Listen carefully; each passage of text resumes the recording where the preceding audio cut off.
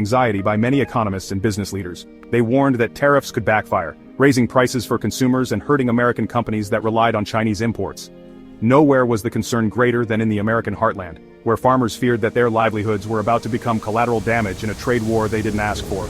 The stage was set for a high-stakes standoff, with the fate of American agriculture hanging in the balance.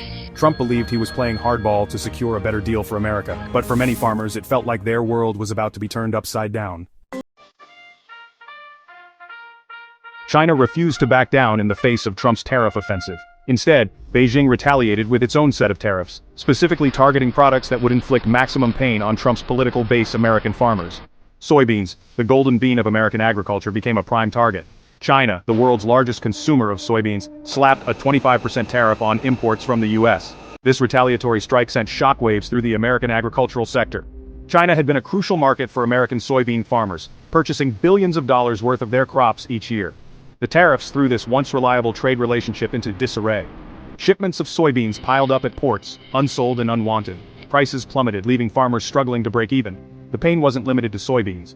China targeted a wide range of American agricultural products including corn, pork, and dairy. The message was clear. China would not be bullied, and it was willing to inflict economic pain on American farmers to make its point. The trade war escalated rapidly, with each side exchanging blows in a tit-for-tat tariff battle.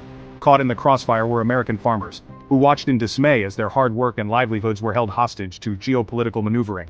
The once bright outlook for American agriculture was darkening, and the future seemed uncertain. Across the American heartland, a sense of unease settled over farms and ranches. The trade war was taking a heavy toll, pushing many farmers to the brink. With Chinese buyers disappearing and prices collapsing, farmers found themselves with a glut of unsold crops. Storage bins overflowed with soybeans, corn, and wheat, grim reminders of a market that had vanished, seemingly overnight. The financial strain was relentless. Farmers, already operating on tight margins, faced mounting debts as they struggled to make loan payments and cover operating costs. The emotional toll was equally devastating. Generations of farmers had poured their hearts and souls into their land, only to see their way of life threatened by forces beyond their control. Stories of hardship emerged from every corner of rural America. Farmers were forced to sell off equipment, take on extra jobs, or dip into retirement savings to keep their farms afloat. The suicide rate among farmers, already alarmingly high, ticked upward as the pressure and despair mounted. The trade war had exposed the vulnerability of American agriculture, its dependence on global markets, and the human cost of geopolitical brinkmanship. Farmers felt betrayed, caught in the crosshairs of a trade dispute that seemed far removed from their daily lives. They were proud Americans who wanted nothing more than to provide food for their nation and the world. Instead, they found themselves pawns in a high-stakes game they didn't understand and couldn't control. Section 4. A Band-Aid on a Bullet Wound. Government Aid and Its Shortcomings. As the crisis in farm country deepened, the Trump administration faced mounting pressure to provide relief.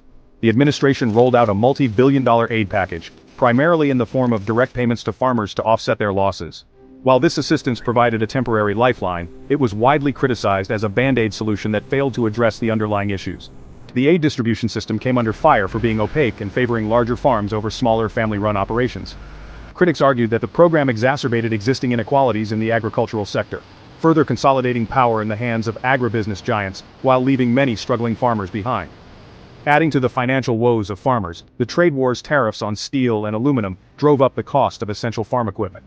Tractors, combines, and other machinery became more expensive, further squeezing budgets already stretched thin by plummeting commodity prices. The government's response, while well-intentioned, proved to be insufficient and poorly targeted. It failed to address the fundamental problem, the loss of a crucial export market, and the uncertainty that had gripped the agricultural sector. Farmers needed more than just handouts. They needed a long-term solution that would restore stability and predictability to their markets. Section 5. The little guys lose. Small farms. Big impacts. While the trade war inflicted pain across the entire agricultural sector, its impact was most acutely felt by small family-run farms. These farms, often operating on thinner margins and with fewer resources than their larger counterparts, were ill-equipped to weather the storm. Many were forced to make agonizing choices, facing the prospect of losing their farms and livelihoods.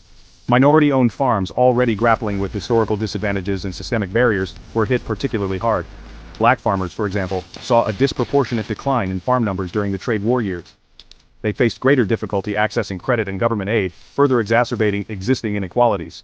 The trade war accelerated a trend of consolidation in the agricultural sector, with larger farms absorbing smaller ones or driving them out of business. This consolidation threatened the fabric of rural communities, where small farms played a vital role in supporting local economies and preserving a way of life. The human cost of the trade war was most visible in the struggles of small farmers. Their stories were a stark reminder that behind the statistics and economic indicators were real people whose lives and livelihoods were upended by decisions made in distant capitals.